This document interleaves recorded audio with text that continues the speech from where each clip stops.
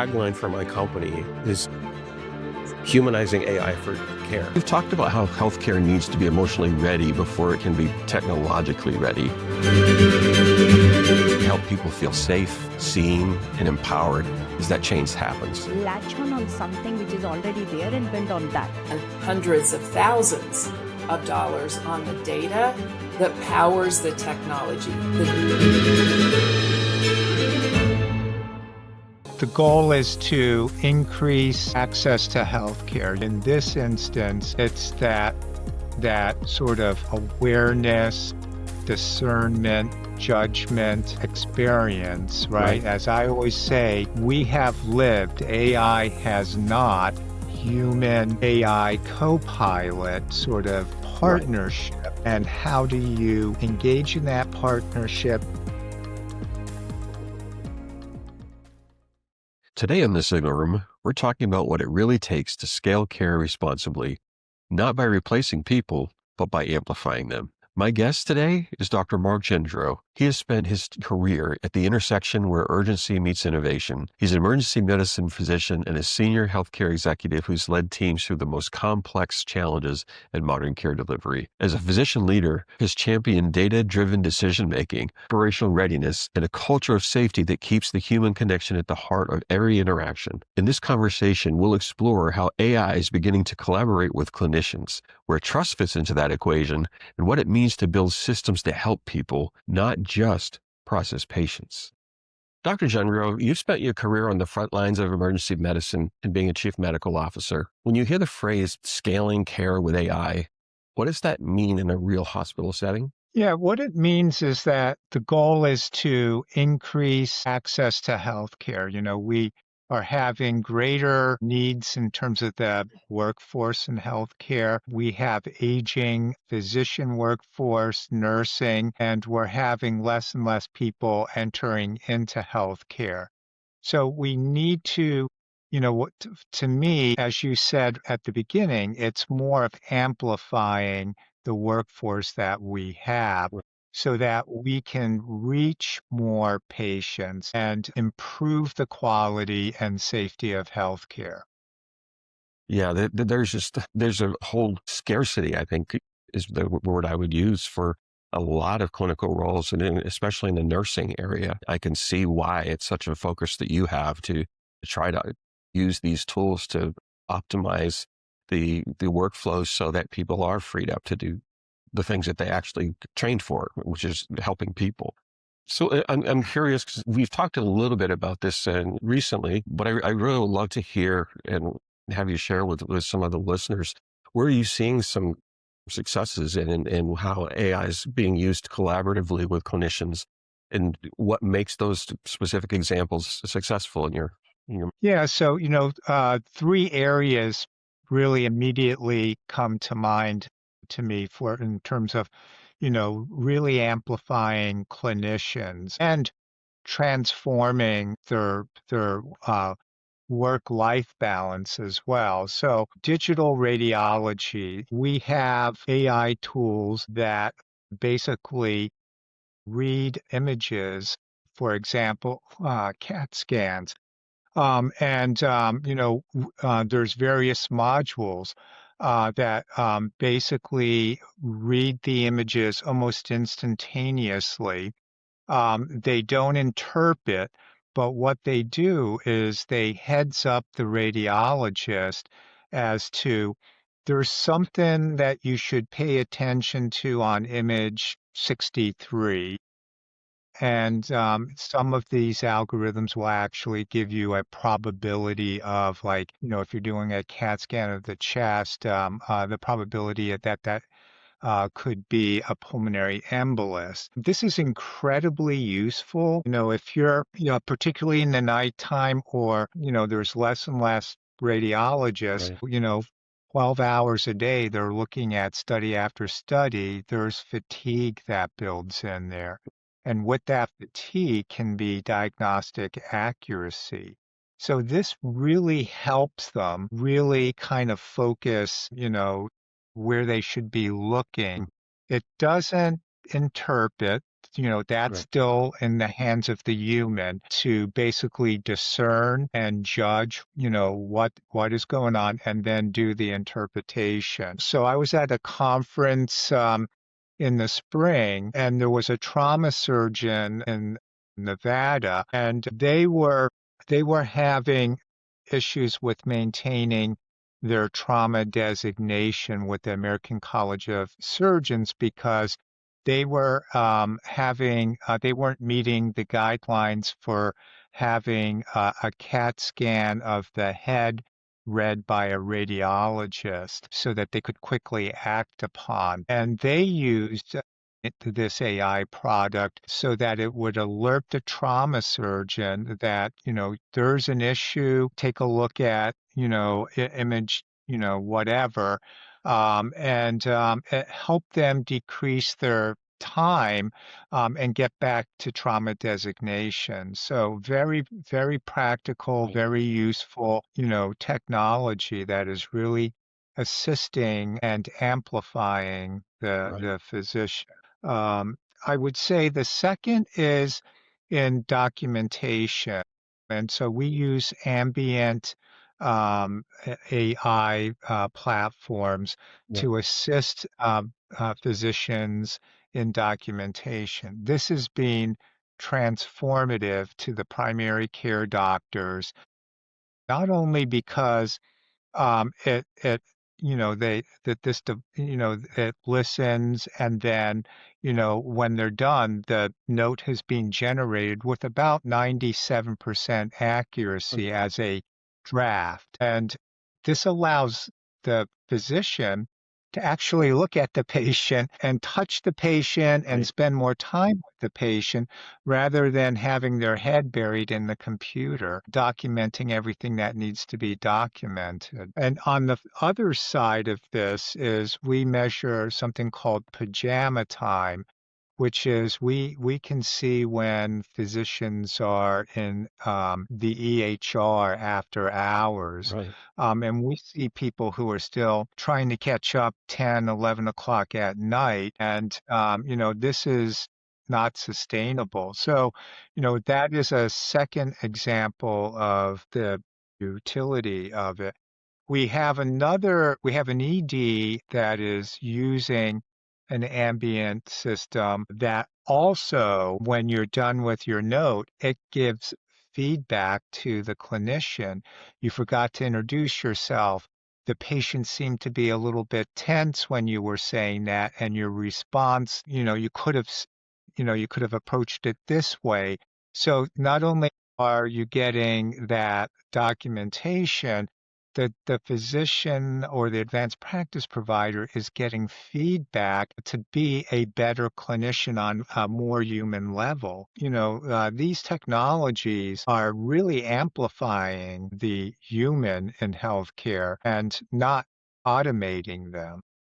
And that's fascinating. I actually was speaking with a company yesterday, scheduled for a half hour. I think I stole another half hour from them because I was excited having them walk me through what they were doing. But it was exactly what you're describing in terms of really undergirding and supporting the clinical interactions. So with every staff person that interacts with a patient, it's actually profiling the individuals that are interacting with the patient. It's profiling with the patient, and it's detecting, much like you said, detecting if there's tension or stress involved, not only analyzing the words, but actually analyzing and detecting tone in the voice and the things that would indicate that there's stress are involved. Fascinating to me because I had not heard of anything that was geared towards wrapping around the encounter, regardless of who the individual was that was interacting with the patient. But they're having some really great success. It's actually being done by a physician who's come out of Stanford out in California.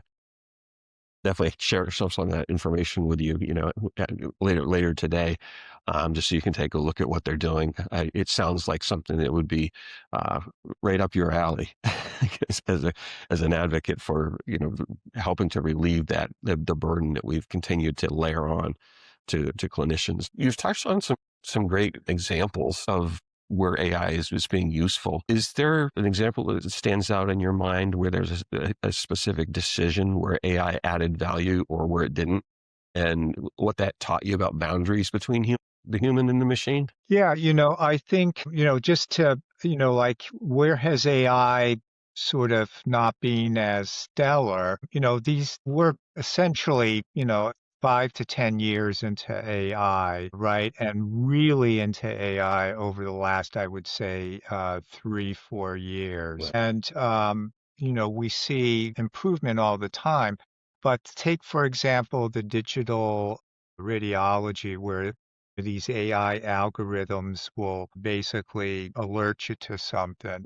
They still have issues with them. Like they will sometimes think something's going on, and it turns out that, when the radiologist looks at it, it's like, no, that's a benign calcification. That isn't anything that we need to worry about. And so there lies, as I say, the human brain, always keep the human in the loop Right. with this, right? Healthcare and other industries where there's, high reliability, you have to have human in the loop every time. In this instance, it's that sort of awareness, discernment, judgment, experience, Right. right? As I always say, we have lived, AI has not. And it's those reps that, the clinician or the radiologist in this particular example, who's read thousands and thousands and thousands of images, that those reps, give that judgment and that insight that no, that's not anything that we need to be worried about. Right. That doesn't need to be reported, in that fashion. So that becomes very important. Exactly. I was thinking about a simple example where, if you're my physician and I historically have a bit of high blood pressure, it's controlled with medication or whatever, but that any elevation detected by AI would be flagged. And so if no one knows that this is normal for me and it's I'm being treated, I mean, there can be decisions made that aren't necessary, or alerting that could happen. Alert fatigue is something that I've heard quite a lot about over the years. Working in IT departments in particular, I've heard a lot of feedback that was not necessarily favorable about the alerts that we were triggering for, like, seems like everything under the sun. So I want to kind of dig into trust a little bit. I know we talk a lot about, do we trust AI? We've discussed this, and more recently, I've been hearing a lot more conversation about the trust in human relationships. With technology moving so fast, we know that trust still is built slowly and deliberately. What helps clinicians trust AI insights enough to act on them? Great question. So, you think about what is trust, right? And Stephen Covey wrote a book on trust, actually, I believe 2 books on trust. And he defined trust is an equation that has credibility plus judgment plus safety. He called that intimacy, but he was meaning more like psychological safety, Right. and divided by self-orientation, or is what is this being used for? Is this being used for good, or is this being used for bad? So kind of the Right. ethics component Yes. of it. And so I think that, we can kind of, for AI, for because healthcare is, a field of a lot of relationships, of trust, of quality and safety. And so, it needs to have those kind of components of trust, of, the capabilities have to be good. The reliability of it needs to be solid. We're not going to trust something that, has a reliability, like, half the time there's issues with its output or what it's actually doing. And, it's got to contribute to safety. And so I think those are kind of, the components of trust in AI adoption. I think when those are met, clinicians feel more comfortable interacting with AI. And, we've seen this with our ambient hearing documentation platforms. Is initially the clinicians are a little bit reserved on this. Their trust is very guarded. But as they become more comfortable with that interaction, as AI starts learning about their preferences and what they like, what they don't like, and when they train it, saying, you said this, the patient actually said this, that's the interaction that you need. Then the trust comes and people are more, word gets out and people, adopt it. We had a lot of laggers with with our ambient AI platform, and as soon as more and more of the early adopters, late adopters, uh, came aboard, we leveraged them to influence the laggers to come on board. And some of those laggers become the biggest sort of champions of the technology. That's phenomenal. Yeah, I've often seen things kind of go sideways when these type of efforts are viewed as an IT project. We'll build, I don't mean this, that everyone does this, but I know historically there's been a lot of times where solutions were developed and just imposed. And, people that I've spoken to in your profession have looked at me and given me an eye roll. Like, you did it to me again. Why are you wasting my time? This does not solve a problem I actually have. But there are some you could solve if you'd like to listen. I love how you're approaching it. And I'm sure that your colleagues are grateful that you're kind of on the tip of the spear in leading through this, because it is a bit of a frightening exercise when you've got all these things coming at you, this pressure to use it, and this explosive growth in volumes of data that you have to process quickly to diagnose something or to decide how to treat it. We've only been layering and layering constantly, whether it's for the purpose of improving quality. We add data elements that have to be captured, and then all of a sudden there's penalties being imposed based on an average rather than an individual, which I don't think is an interesting problem that we're going to have to solve for in regulatory areas. Because as you know, if you take the averages that we're measuring against, you're never going to find an individual anywhere on the planet that matches that profile.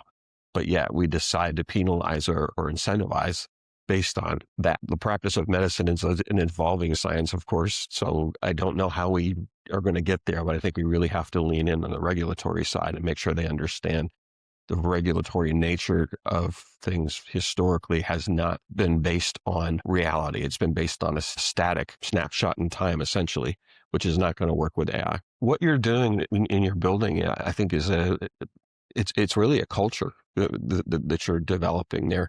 How should hospitals be thinking about creating that culture where the data and human judgment reinforce each other instead of competing? Because I know there's, in some cases, a tension between those things. Yeah, I think that, it needs to come from leadership, right? Leadership plays a big role in this of showing people that, getting them involved in this, giving them agents, really allowing people to experiment with it and be creative with it. All that is part of change management. So when you're working on these types of things, there's one thing when you're just trying to kick the tires and trying to get people used to it, but at some point you got to start figuring out how do you scale it, and what are the indications that you're going to be looking at to determine when it's actually time to scale. So from an operations standpoint, what are some of the challenges to scaling these AI systems across the health system that you've encountered? I would say the biggest obstacle is threefold. I think it's interoperability is probably the biggest one, Right. and then governance is the third, and then basically what's a good term for it? How your structure with respect to in terms of training the models, like a lot of health systems now are partnering with, one of the big AI LLM, uh, you know, companies and using their model, parking it behind a firewall, and then training it with internal things, right? Right. So that the model starts to kind of get an understanding. It knows who we are, it knows what we do and things of that nature. We're actually being very busy in our health system with and making sure that it's ready for prime time for the masses in the health system. Right. And we've been busy with setting up governance. What do we push out? When do, to who and Right. how do we do it? And aspects of that. And then the interoperability is a big thing, right? Because it involves getting the right APIs, making sure that everything is talking to each other. Because if you don't do that, the data is just not useful to you. Those are, I think, the key components of scaling up AI health system. This was all pointed out, by the way, in 2022 when the National Academy of Medicine put out a document on artificial intelligence, with respect to healthcare. Right. That's a worthwhile read if you haven't read it. I appreciate that. There's this human factor that oftentimes just it doesn't get the time and attention that it needs. And one of the most important things that I've realized that I need to help messages start with listening and having conversations with someone like yourself. This is a really important thing if you're going to try to develop any kind of solution to make things better. You're talking about scaling. What are some of the signals that you're looking for to know when your organization's ready? This is not just a technical readiness, but there's the cultural aspect of it as well. I would say when kind of like what I alluded to is that you've got leadership who's involved, right? Like the beauty of AI is that you don't need to be tech savvy. You need tech savvy people, but for the most part, I mean, I'm not tech, right? But that's the beauty of AI is that AI really doesn't most people who do very well in AI seem to be not tech savvy, but Right. people who are creative, are good problem solvers, and then have those core elements of like human-centric leadership that Right. they've got strong empathy, they're ethical, they're trust is a building trust is a non-negotiable sort of thing with them. Right. And I think that, when you've got leadership who isn't trying to basically push it to IT to roll out, but it's the upper leadership who is basically, like we need to do this and here is the why and here is the how, then I think, that culture changes. More and more people start using AI, for like generative AI, and it just becomes a catalyst for readiness. And I Right. think that there's multiple layers on how do you know when your organization is ready. I think it's not just one thing, it's multiple things. Yeah, absolutely. It's a lot more complex than we would like it to be for sure. You touched on something else with this ethical considerations, and one of the things that's been challenging my thinking, and I'm not quite sure if this really requires guardrails. It may actually require some that we have to figure out. But how empathetic do we really want the technology to be? Because there's a risk now that people trust too quickly and too easily, and that's a concern. Where do you think some of these lines might be to make sure that we're keeping medicine focused on human beings and trusting human beings, and we're making sure that empathy doesn't get lost in our rush to get efficiencies? Yeah, I mean, AI is great at a lot of different things, pattern recognition, I'm all for automating repetitive, things that are fairly routine in Right. terms of patient care. But I think that if you're doing something that requires emotional intelligence, something that is going to require emotional intelligence, relationship building, or shared decision, that ain't AI's territory. That's the human, right? And one of my favorite favorite quotes from Jeff Woods is, you are the leader and don't ever abdicate your leadership to AI. And so I would flip that to you are the human, never abdicate your role, your humanness to AI. I think that I was listening to a podcast recently, and they were discussing like how as we become more and more into AI and it becomes more agentic and things of that nature, we're going to have two workforces. We're going to have an AI workforce. We're going to have a human workforce. The important thing that we have to do is that we need to make sure that we keep those kind of separate. Like we don't try to humanize the AI and start calling it names and everything because the technology is going to there's some technology out there that you can't tell the difference if you're speaking to a human or a robot. Right. Um, and so we have to make sure that we don't get down that track too far because we giving away um, our human traits is just not going to be a good thing. No, it's clearly a risk, and I think the dangers that are there because there's also this trust factor. We can't Yeah. we can't be sure that we're going to get people to really follow the guidelines on what you should and shouldn't use these technologies for.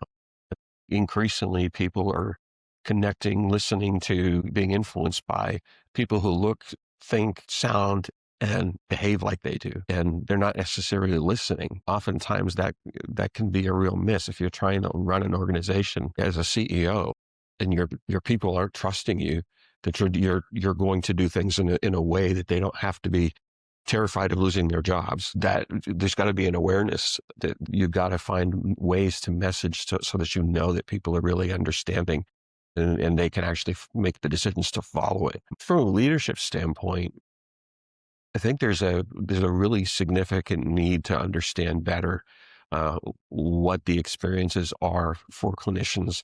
We haven't gotten too far into the burnout kind of conversation, but we know that there's a fair amount of that because you mentioned documentation being done up until 10, 11 Mhm. o'clock at night.